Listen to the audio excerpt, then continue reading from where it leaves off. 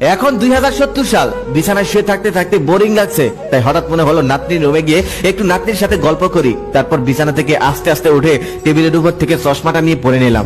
এখন আবার চশমা ছাড়া কিছু চোখে দেখতে পাই না।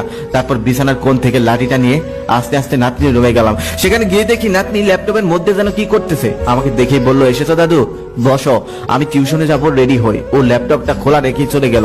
আমি ল্যাপটপের সামনে গিয়ে বসলাম। বসেই দেখি ল্যাপটপের মধ্যে ফেসবুক নামক একটা অ্যাপ, যে অ্যাপটা আমাদের সময়ের মতো না। আমি মনে মনে ভাবলাম হয়তো অ্যাপটা আপডেট হয়ে গেছে, আর আফসোস করে বলতে লাগলাম, হায় রে, কত যুগ কেটে গেল, ফেসবুকে ঢোকা হয় না। অথচ একটা সময় এই ছেলেটা, না এই বুড়োটা, একটা সময় ফেসবুকের মধ্যে সারাটা দিন কাটাতাম, পোস্ট, চ্যাটিং, বন্ধু বান্ধব নিয়ে। তারপর মনে মনে ভাবলাম দেখি তো একটু ফেসবুকে ঢুকতে পারি কিনা। অনেক কষ্ট করে পাসওয়ার্ডটা মনে করলাম। তারপর ফেসবুকের ভিতরে ঢুকলাম। ঢুকেই দেখি 8,000-এর উপর মেসেজ। চ্যাট লিস্টে অ্যাক্টিভ আছে মাত্র 12 জন, অথচ আমার ফ্রেন্ড লিস্টে 4,000-এর উপর ফ্রেন্ড ছিল। মনে মনে ভাবলাম তারাও হয়তো বৃদ্ধ হয়ে গেছে আমার মতোই। এখন আর হয়তো তারা ফেসবুকে ঢোকে না। ইনবক্সে